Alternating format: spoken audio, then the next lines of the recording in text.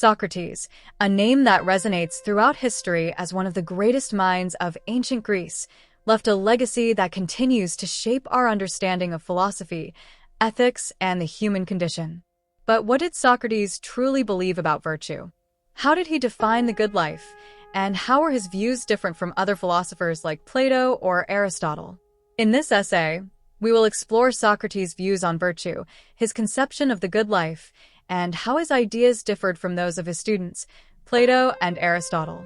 Moreover, we will delve into his perspectives on democracy and politics, considering how these beliefs formed a core part of his philosophy and ultimately led to his trial and execution.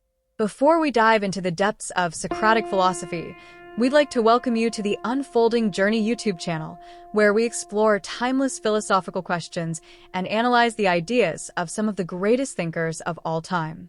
Whether you're a seasoned philosophy enthusiast or just starting your journey of intellectual exploration, you've come to the right place.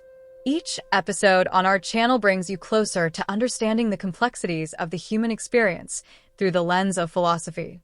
So, sit back, relax, and join us on this unfolding journey as we unravel the mysteries of ancient wisdom, starting with Socrates, the man who questioned everything. If you enjoyed today's discussion, make sure to hit the subscribe button and stay tuned for more thought-provoking content. Socrates is often considered one of the founding figures of Western philosophy. He didn't write down his teachings. Rather, his ideas were passed down through the writings of his disciples, most notably Plato. Socrates' approach to philosophy was fundamentally different from that of many of his contemporaries. He didn't claim to possess knowledge. Instead, he believed in the process of questioning and dialectical reasoning to uncover truth. At the core of Socrates' philosophy was the concept of virtue, which he famously associated with knowledge. According to Socrates, virtue is not something that can be taught through conventional means or by following a set of rules. Instead, virtue is a form of wisdom, understanding the true nature of things and living in accordance with that understanding. In his dialogue with Meno, Socrates suggests that virtue is not something that is taught directly, but rather something that arises naturally from knowledge and self-awareness. For Socrates, the good life was closely tied to the pursuit of virtue. He believed that the only way to live a truly fulfilling life was to seek knowledge and live according to the principles of justice, temperance, courage, and wisdom.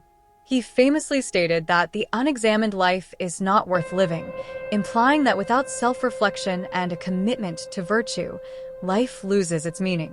According to Socrates, the pursuit of wisdom was not just a personal endeavor, it was an ethical obligation.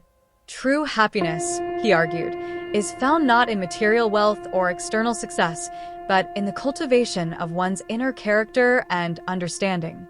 While Socrates' ideas about virtue were foundational to Western thought, it is essential to note that his student, Plato, expanded upon these ideas and formulated his own conception of virtue. Plato's philosophical framework, especially as articulated in the Republic, diverges from Socrates in some key areas. For Plato, virtue was closely related to the harmony of the soul. In his tripartite theory of the soul, Plato posits that the soul consists of three parts: reason, spirit, and appetite. Virtue, in this framework, is achieved when each part of the soul performs its proper function. The rational part seeks wisdom, the spirited part seeks courage, and the appetitive part seeks temperance. According to Plato, justice is achieved when each of these parts is in balance, with reason ruling over spirit and appetite. In this sense, virtue for Plato is a kind of internal harmony, not just the acquisition of knowledge, but the proper ordering of the soul. While Socrates emphasized knowledge as the root of virtue, Plato took a more metaphysical approach, introducing the idea of the forms. For Plato, the physical world is a mere shadow of a higher, more perfect reality, and true knowledge, and, by extension, virtue, can only be attained by contemplating these abstract forms, which exist beyond the material realm. Socrates, in contrast, did not rely on the concept of the forms in the same way. He believed that knowledge and virtue could be discovered through reason and questioning in the material world. Thus, while both Socrates and Plato considered virtue essential to the good life, Plato's conception was more complex and metaphysical. Socrates, on the other hand, focused on the practical pursuit of wisdom and virtue in the real world through the process of questioning and dialogue. Aristotle, another prominent student of Plato, offered a significantly different perspective on virtue compared to both Socrates and Plato. While Socrates emphasized knowledge and Plato emphasized the metaphysical realm of the forms, Aristotle grounded his philosophy in the natural world and human experience.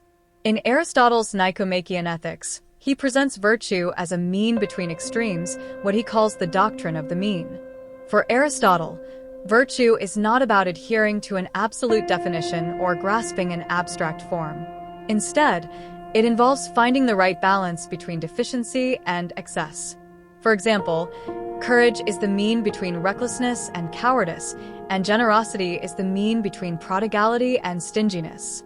Virtue, in this sense, is about moderation and practical wisdom, phronesis. Aristotle also introduces the concept of eudaimonia, often translated as flourishing or the good life. For Aristotle, the good life is one of rational activity in accordance with virtue. Unlike Socrates, who emphasized the pursuit of knowledge as the highest form of virtue, Aristotle believed that virtue was achieved through the cultivation of habits and practical action in the world. It was not enough to know what is right. One must also act in accordance with that knowledge, and this requires developing good habits over time. While Socrates emphasized the role of knowledge in living a virtuous life, Aristotle focused on the development of character through repeated virtuous actions. For Aristotle, virtue is not just about intellectual understanding, but about habituating oneself to act rightly.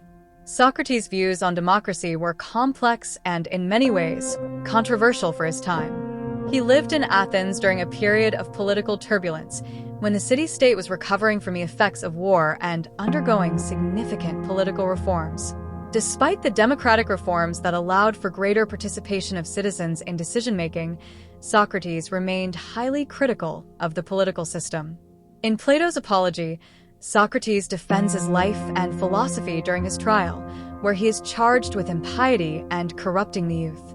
Throughout the dialogue, Socrates expresses his disillusionment with the Athenian democracy, arguing that the majority of citizens, who often lacked the necessary knowledge and wisdom, should not have the power to make important political decisions. According to Socrates, democracy allowed for demagogues, leaders who manipulate the emotions and ignorance of the masses, to rise to power, rather than fostering a system that promotes the rule of the wise. In Socratic thought, politics should be governed by knowledge and expertise, rather than popular opinion. Socrates famously critiqued the notion that every citizen should have an equal say in political matters, emphasizing that true governance should be in the hands of those who possess knowledge and wisdom.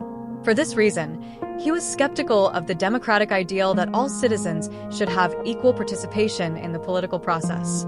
Socrates believed that a just society would be led by philosopher-kings, wise rulers who govern not for personal gain, but for the common good. Although Socrates did not provide a fully developed political theory, his critique of democracy raised important questions about the nature of governance and the role of knowledge in politics.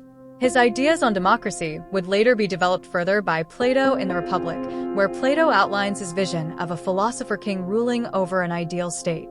Socrates' views on virtue, the good life, and politics continue to have a profound impact on modern philosophy. He believed that virtue was inextricably tied to knowledge and that the pursuit of wisdom was the key to living a meaningful and fulfilled life. Socrates' ideas differed significantly from those of Plato and Aristotle, who introduced their own complex frameworks for understanding virtue and the good life. While Plato focused on the metaphysical realm of the forms and Aristotle emphasized practical wisdom and the doctrine of the mean, Socrates remained committed to the idea that knowledge and virtue were inseparable. When it came to politics, Socrates was deeply critical of Athenian democracy, believing that the majority of people lacked the knowledge necessary to make wise political decisions. He advocated for a system of government led by philosopher-kings, rulers who governed based on wisdom rather than popular opinion. Socrates' legacy continues to inspire philosophical inquiry, and his ideas remain relevant in contemporary discussions about ethics, politics, and the nature of the good life. His insistence on the importance of questioning, self-reflection, and the pursuit of knowledge has made him a central figure in the history of philosophy. Thank you for joining us on this intellectual journey through Socratic philosophy. If you found this analysis of Socrates' views on virtue, the good life, and his political ideas thought-provoking, be sure to hit the subscribe button on the Unfolding Journey YouTube channel. We have many more exciting discussions planned, diving deeper into the minds of history's greatest philosophers. Stay tuned, and let's continue this journey together. Don't forget to like, comment, and share your thoughts with us.